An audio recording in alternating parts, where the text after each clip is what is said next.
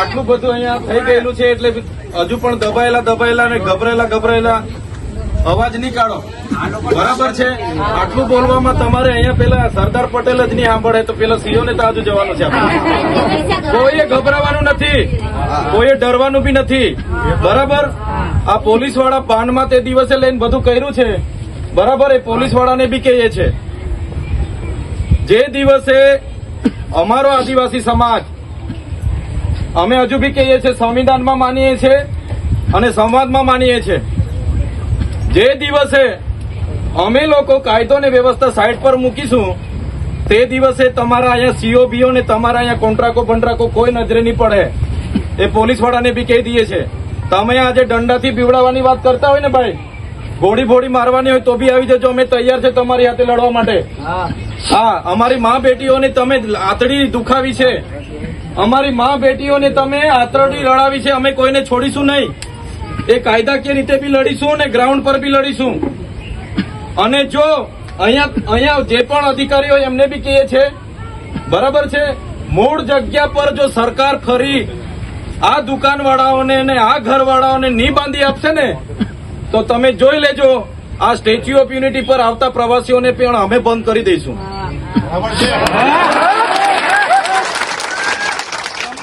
કેમ છું ભાઈ? દુઃખની વાત છે. તાળીઓ, તમારી તાળીઓ સાંભળવા હું નથી આવ્યો આટલે દૂરથી. બરાબર છે. એટલે તાળીઓને હોહા કરવા માટે, બરાબર, અહીંયા શોબાજી કરવા માટે અમે નથી આવ્યા. એટલે શાંતિથી સાંભળો. જો આ લોકો તમારા ઝૂંપડા અહીંયા નહીં બાંધશે ને તો તમે તૈયાર થઈ જાઓ. આપણા ભોગે ડેમ બન્યો છે, આપણી જમીનો ગયેલી છે. બરાબર. આપણા બાપ દાદાઓ અહીંયા મરીને ગુજરી ગયા. એ પાણી આખા ગુજરાતમાં જાય છે. આપણને નથી વળતર મળ્યું, નથી પાણી મળ્યું, નથી ઘર મળ્યું, નથી જમીન મળી, નથી નોકરી મળી. એટલે આ સરકાર જો આવી રીતના દાદાગીરી કરીને જો તમને અહીંયા ખદેડવાની વાત કરતી હોય ને, એ નર્મદા કેનાલ બંધ કરાવી દઈશું. નર્મદા કેનાલ બંધ કરાવવું છે કે નથી કરાવવું? કરાવી દઈશું. તો એમને ખબર પડશે. નર્મદાના નામે ચૂંટણીઓ લડે છે, નર્મદાના નામે વાહવાહી લૂંટે છે, નર્મદાના નામે સરકારો બનાવે છે. તો અમારા લોકોએ જમીનો આપીને શું ગુનો કર્યો છે? તમે ભાઈ જમીનો આપીને, તમારા બાપ દાદાએ જમીનો આપી એટલે તમે ગુનો કર્યો છે? તો કેમ આટલી બધી દાદાગીરી, આટલી બધી હેરાનગતિ આપણી સાથે કરે છે? કેમ આટલી બધી ધમકી અમારી મા બેટીઓને રાતે ઉચકીને પોલીસના હવાલે કરે છે? એટલે તમે તૈયાર થઈ જાઓ. અમે તૈયાર જ છે. બરાબર છે. કોઈના બાપથી બીવાની જરૂર નથી. એમના બાપની આ જમીનો નથી.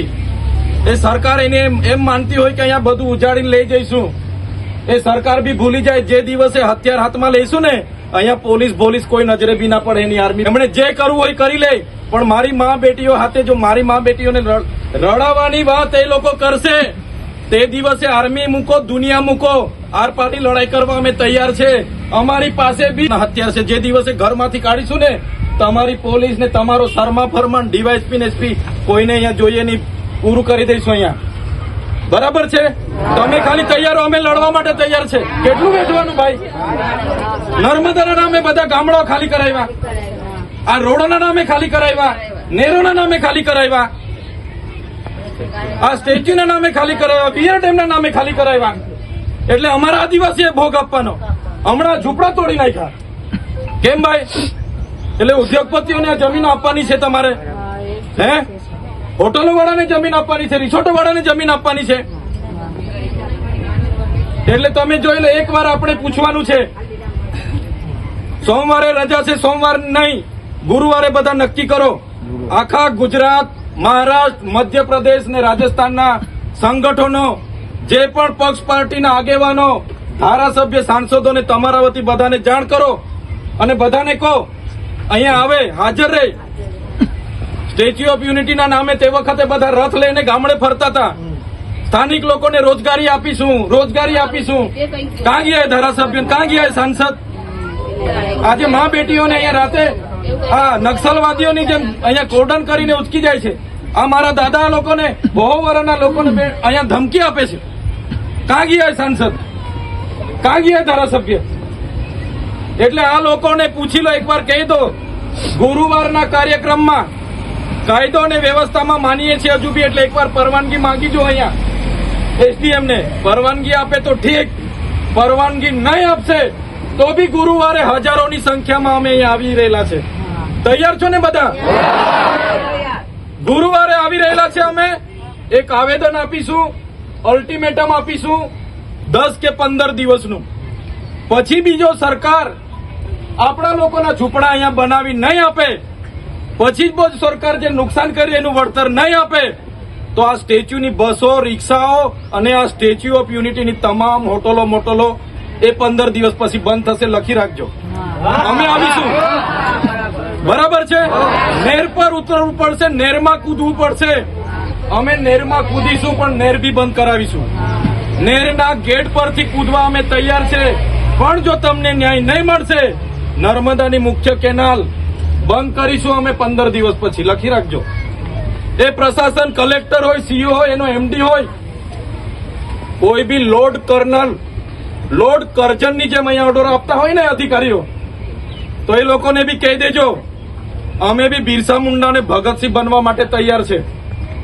લોર્ડ કરજન અધિકારીઓ જો લોર્ડ કરજન બનીને અમારા લોકોને આદેશ કરીને હેરાન કરવા માંગતા હોય, તો અમે પણ બિરસા મુંડા અને ભગતસિંહના રાહે જવા તૈયાર છે. જે દિવસે અમારા લોકોના હાથમાં હથિયાર અમે ઉઠાવી લઈશું ને, તમારા અહીંયા સ્ટેચ્યુ ઓફ યુનિટી, તમારા આ બધા પ્રોજેક્ટો બધા રખડી જાય. 150મી જન્મ જયંતિ સરદાર પટેલ સાહેબની છે, એનું માન રાખીએ છીએ. અગર અમારા લોકોને ન્યાય નહીં મળે, 31મી ઓક્ટોબર સરદાર પટેલ સાહેબની જન્મ જયંતિ વડાપ્રધાનને અહીંયા અમે કરવા નહીં દઈએ. એને આર્મી લગાડવી હોય તો લગાડી દે. વડાપ્રધાનનો કાર્યક્રમ અહીંયા અમે નહીં થવા દઈએ જો તમને ન્યાય નહીં મળે તો. તૈયાર છો? તૈયાર છો? અમારા નર્મદાના વિસ્થાપિતોને વળતર જોઈએ, પહેલી વાત. બીજી વાત, અમારા આદિવાસીઓને નર્મદાનું પાણી જોઈએ. ત્રીજી વાત, જેટલા લોકોની અહીંયા જમીનો છીનવી લીધી છે, બુલડોઝરો ચલાવેલા છે, એ લોકોને અહીંયા ફરી સ્થાપિત કરવામાં આવે. મૂળ જગ્યા પર દુકાનો, મૂળ જગ્યા પર એમના ઘરો બનાવવામાં આવે. નહીં તો પછી આવનારા દિવસોમાં અમે તૈયાર છે. અમને રાજનીતિ સાથે પડી નથી, અમે સમાજ નીતિ કરવા તૈયાર છે. આવનારા દિવસોમાં ધારાસભ્ય રહે કે નહીં રહે, પણ કેવાડિયા લોકોને કહેવા માંગુ છું, પહેલી ગોળી અમે ખાઈશું. પણ સરકારને કહેવા માંગીએ છીએ, જો અમારી મા બેટીઓ સાથે આવી રીતના અન્યાય કરશો, અમે ગોળી ખાવા બી તૈયાર છે, પણ સરકાર સામે લડી લેવાના મૂડમાં છે. અમે કોઈ સંજોગોમાં નથી ચલાવી માંગતા અમે.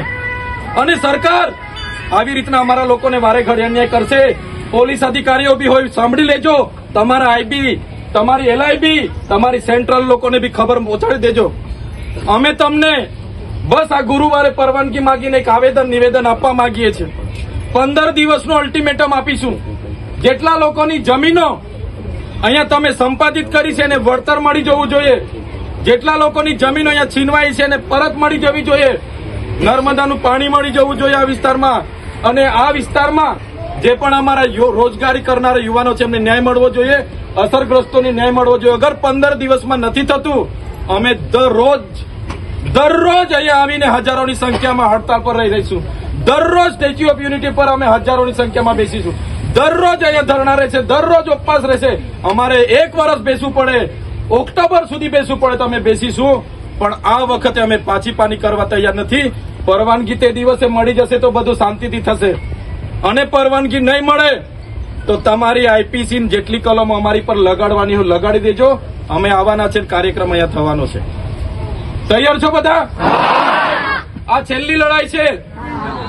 ક્યાં સુધી તમે બિસ્તરા પોટલા લઈને ફરવાના છો? ક્યાં સુધી બૈરી પોયરાને લઈને તમે અહીંથી રખડવાના છો? ભાઈ આપણે જ બેઠવાનું છે દેશના વિકાસમાં. આપણે જ બેઠવાનું છે દેશના વિકાસમાં. જ્યારે ભોગ લેવાનો આપણે. એટલે હવે હું ચલાવવા માંગવાનું નથી. સરકારે મને એન્કાઉન્ટર કરવું હોય તો કરી નાખે, પણ મારી મા બેટીઓ સાથે જો આવું કરશે, હું ચલાવવાનો નથી. મારી સાથે તમે રહેજો, મારી સાથે કોઈ રહેશે કે નહીં રહેશે, તમામ આગેવાનો રહેજો અને લડીશું. દિન 15 પછી પણ ન્યાય નહીં મળશે, અહીંયા આંદોલનો ચાલુ રહેશે. સ્ટેચ્યુ ઓફ યુનિટી પ્રવાસીઓને પણ અપીલ કરીશું, અમારા ભોગે અમારા આંસુએ તમે અહીંયા નહીં આવતા. દેશ વિદેશના પ્રવાસીઓને પણ અપીલ કરીશું. આદિવાસી સમાજ આખો ટ્રેડ કરીશું. સ્ટેચ્યુ ઓફ યુનિટી પર કોઈ નહીં જોઈએ નહીં. અમારા ભોગે અહીંયા કોઈ જલસા કરવા આવવાના નહીં. પ્રવાસીઓને પણ અપીલ કરીશું. તમામ પ્રશાસનોને પણ કહીશું, જો 15 દિવસમાં તમારા ઝૂંપડા અહીંયા બનાવી આપવામાં નહીં આવશે જો 15 દિવસમાં તમને વળતર આપવામાં નહીં આવશે એટલે સરકાર જાણી લે એમનો પ્રોજેક્ટ આવનારા દિવસોમાં ચાલવા નહીં દઈએ અમે. તમે કેટલા અબજનો ખર્ચો કર્યો છે અમે નથી જાણતા, પણ અમે ચાલવા દેવાના નથી. ન્યાયિક પણ લડત ચાલશે, સડક પર પણ લડત ચાલશે, અને આ વખતે અમે આરપારની લડત કરવા તૈયાર છે. અને અમે સરકારને આવનારા દિવસોમાં તમે જોઈ લેજો, આવનારા દિવસોમાં જો સરકાર આવી રીતના અમારી મા બેટીઓને, મારા આગેવાનો, મારા બુજુર્ગો હાથે કરશે તો આવનારા દિવસોમાં 29મું રાજ્ય મેં આજે પણ છાતી ઠોકીને કેમ છું, 10 વર્ષ લાગે કે 5 વર્ષ બનાવીને રહીશું અને એની રાજધાની કેવડિયા બનાવીશું અને આપણા લોકો અહીંયા રાજ કરશે. જેટલા પણ બહારના અહીંયા બની બેસેલા છે હોટલો મોટલો રાખીને આપણી જમીનો પર આવનારા દિવસોમાં એનો કબજો લેવા તમે તૈયાર રહેજો. અમે બેઠા છે લડવા માટે, બધી રીતે લડત તૈયાર રાખજો. એટલે સાથીઓ, આજે અમે આવ્યા છે તે દિવસે અમને પહોંચાયું નથી, અમને દુઃખ છે. અમને ખબર નહોતી, 10 વાગે ખબર પડી, બીજા કાર્યક્રમોમાં હતા. પણ ગુરુવારે 22 તારીખે સરકાર પર પરવાનગી માંગીએ છે. શાંતિ સુલેથી રેલી કરીને સીઓને આવેદન આપીશું અને આપણી જે દુકાનો તોડી છે ત્યાં દુકાનો ફરી બને, જે નુકસાન થયું છે એનું વળતર મળે, એ આપણી માંગણી રહેશે. જો પ્રશાસન એમાં સહકાર નહીં આપશે તો 15 દિવસ પછી સંવાદ અને સંવિધાન સાઈડ પર રહેશે અને જે અધિકારીઓ હશે એમની સામે આરપારની લડાઈ થશે. તૈયાર છો બધા? તૈયાર છો ને બધા? બસ તમે સાથે રહેજો, અમે આગળ રહીશું. પહેલી લાકડી અમે ખાઈશું અને સરકારે જો ગોલી મારવી હશે પહેલી ગોલી અમે ખાવા તૈયાર છે. પણ મારી મા બેટીઓ સાથે કાયમનો અત્યાચાર હવે સહેવો નથી. બંધ હવે. એટલે તમે તું આગે બઢો, ચૈતનભાઈ તું આગે બઢો. જય આદિવાસી, જય જોહાર. હજુ તો મીડિયા વાળાને આવવા નહીં દેતા, રોયકા છે બધાના. વૈષ્ણવજન તો તેને કહીએ જે પીડ પરા